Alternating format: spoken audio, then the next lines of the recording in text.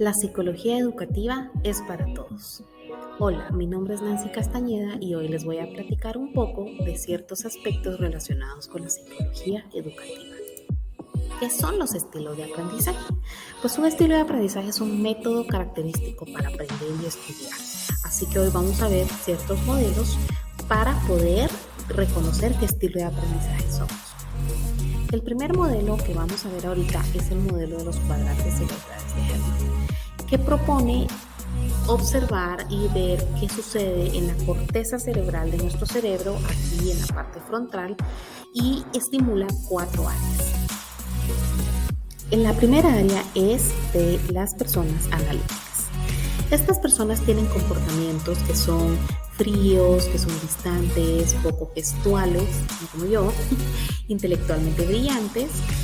La forma en que procesan la información es analizando, la razonan, utilizan la lógica, y en las competencias clave o cómo aprende esta persona es por medio de la abstracción, la matemática, procesos cuantitativos, son técnicos y aprenden con la resolución de problemas.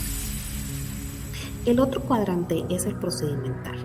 Sus comportamientos es que son introvertidos, son emotivos, controladores y les gusta tener el poder.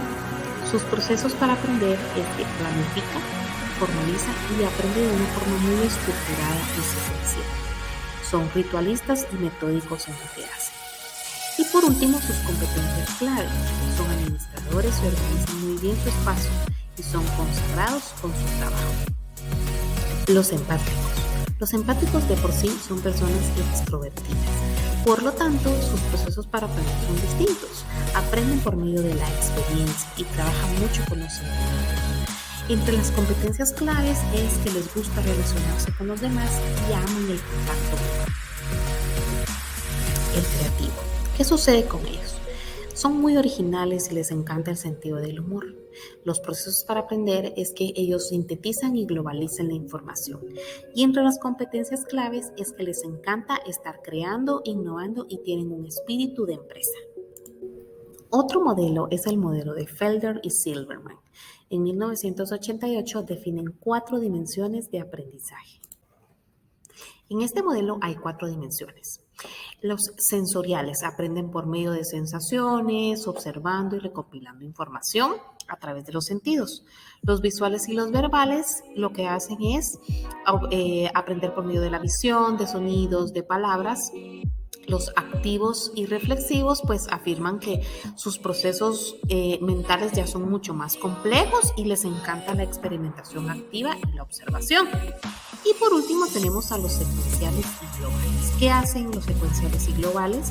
Pues lo que hacen es que se sienten cómodos con un material que tenga una presentación lógica, les encanta la resolución de problemas y pueden trabajar los materiales aunque solo tenga una pequeña porción de la información.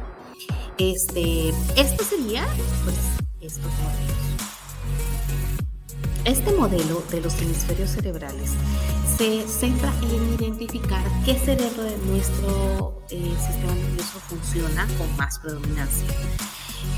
Tenemos el hemisferio lógico o el hemisferio izquierdo, que acá se da todo el análisis de detalles, de números, de palabras, de la lectura, la escritura, toda esa área puede predominar. O bien puede predominar el área derecha, que es la holística. Entonces aquí se da toda la parte artística, lo intuitivo, sentimientos, imágenes, ¿verdad? Sin embargo, este modelo estipula que estas 2 áreas están desarrolladas, pero hay una que predomina más. ¿Cómo planear estrategias de aprendizaje basadas en estilos de aprendizaje? ¿Qué consejo le daría yo a todos los educadores, psicólogos y pedagogos? Pues bueno, primero que nada, tratar de reconocer que todas las personas en algún momento de nuestra vida vamos a atravesar cualquier estilo de aprendizaje, porque va a depender del ambiente en donde estemos y va a depender mucho de la situación personal que estemos atravesando. Entonces, mi consejo para todos los docentes es que no existe una fórmula específica para diseñar estrategias.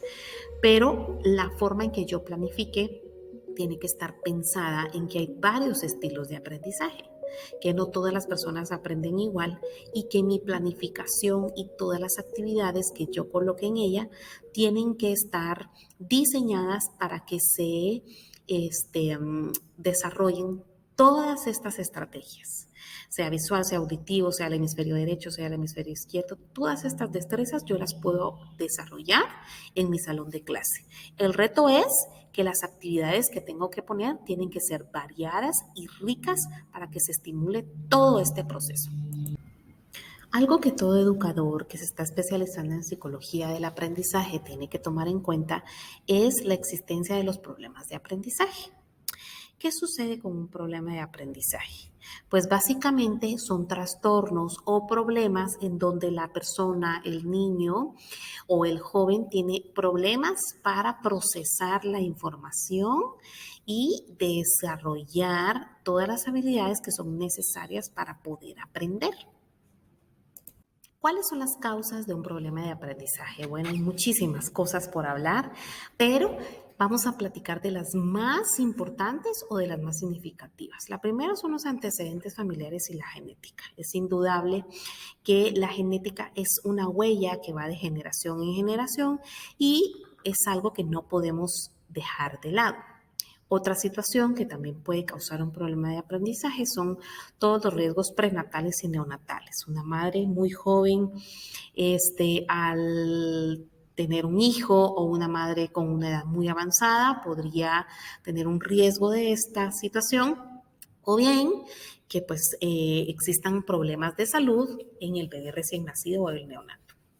Los traumas psicológicos, como el COVID, por ejemplo, es algo que no podemos desligar y pueden causar algún problema de aprendizaje.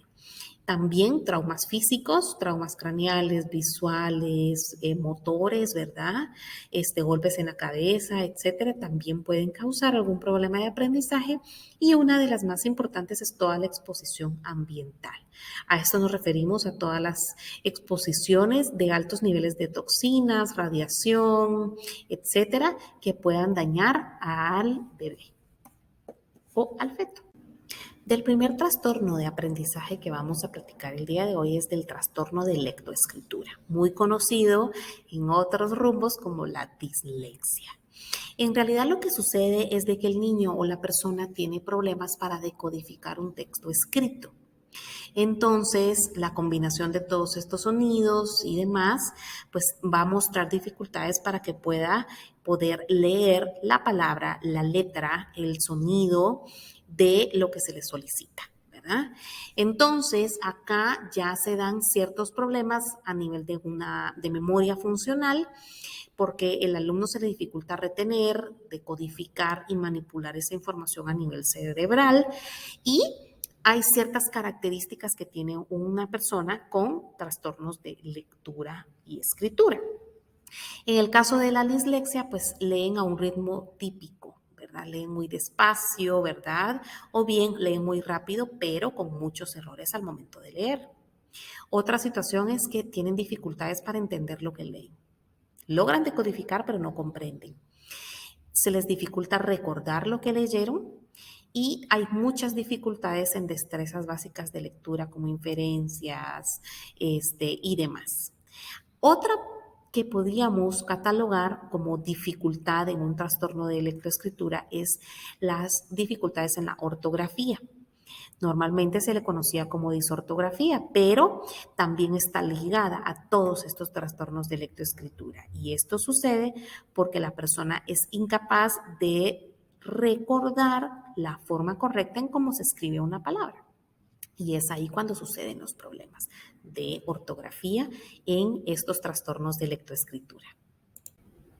Como su nombre lo indica, los trastornos de expresión escrita son todas esas dificultades que puede poseer una persona para poder escribir y expresarse de forma escrita.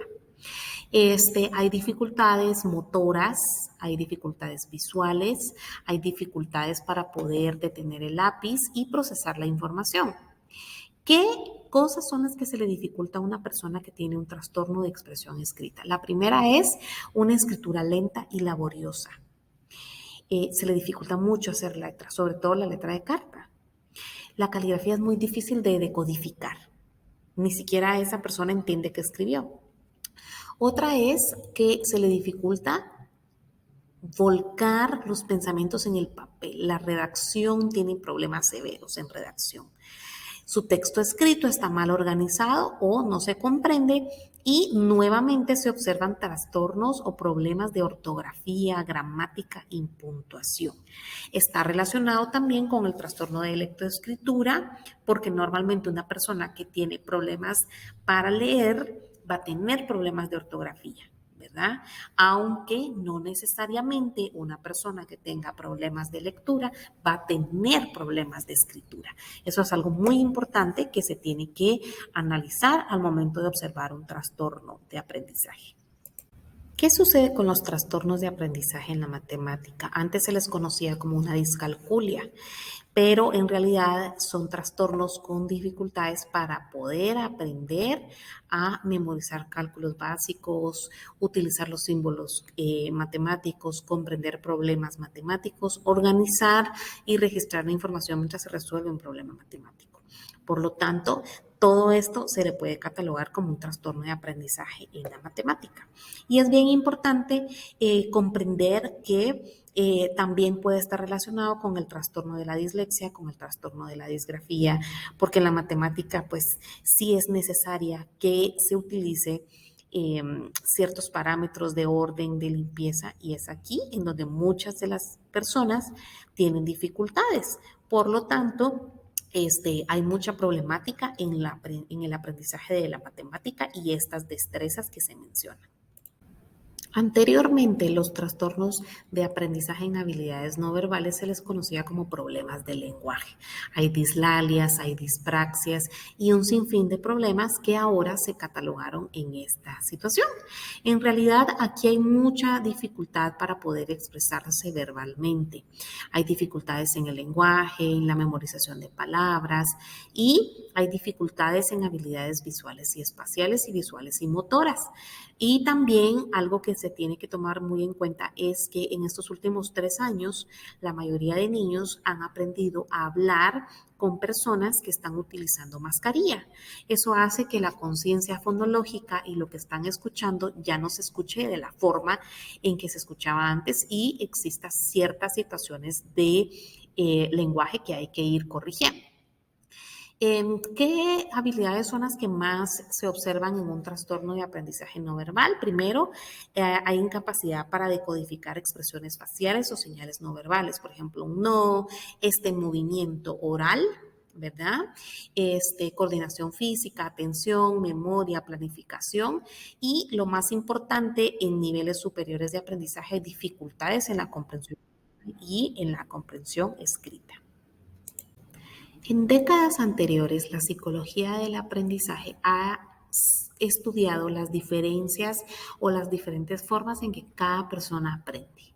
Sin embargo, en las décadas de los 60 y los 70 ya se enfocaron en conocer el desarrollo cognitivo del aprendizaje y se centraron en ciertos conceptos básicos que hemos tratado en este video. Sin embargo, recientemente los psicólogos educativos han investigado que la cultura y los factores sociales también afectan en el aprendizaje y en el desarrollo. Los psicólogos educativos se encargan de examinar por medio de diversos métodos qué cosas el profesor puede utilizar para poder enseñar y cómo aprende también el estudiante. La pregunta que nos toca hacernos hoy en día es: ¿será que la psicología educativa todavía continuará realizando estudios que tengan aportes significativos a la educación? ¿O hemos terminado con estos estudios y estamos listos para poner en práctica todas estas teorías? ¿Qué piensan ustedes? Gracias por su atención.